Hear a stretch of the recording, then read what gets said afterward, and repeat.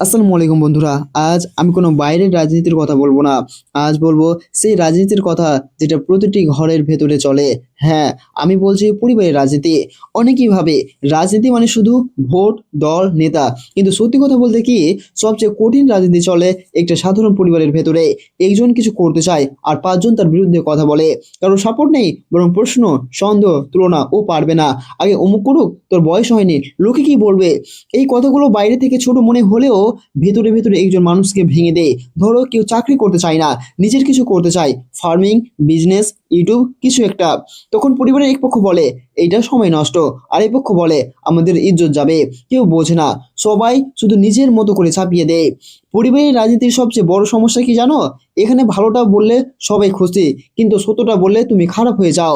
একজন এগোতে চাইলে আরেকজন টেনে ধরে, কারণ অনেকে সময় নিজের না পারাটা অন্যের পারার ভয় হয়ে দাঁড়ায়। কিন্তু একটা কথা মনে রাখো, পরিবারের রাজনীতি জিততে গেলে তর্ক করে নয়, চুপচাপ কাজ করে জিততে হয়। আজ যদি কেউ বিশ্বাস না করে, কাল তোমার রেজাল্টই কথা বলবে। সবাইকে বোঝাতে যেও না, নিজেকে তৈরি করো। পরিবার তোমার শত্রু না, কিন্তু সব পরিবার সবসময় বোঝে না।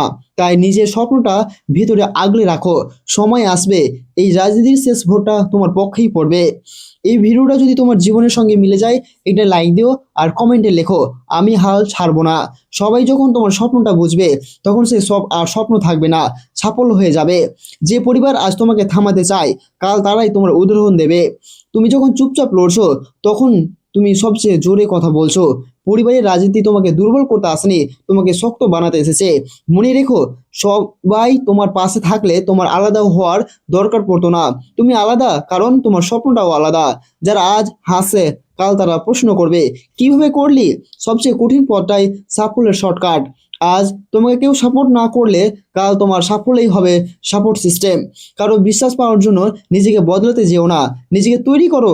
পরিবার যদি এখনো না বোঝে, সময় ঠিক বোঝাবে। স্বপ্ন চুপচাপ বড় করো, শব্দটা আসুক রেজাল্টে। ছেড়ে দেওয়া সহজ, কিন্তু টিকে থাকা একজন যোদ্ধার পরিচয়।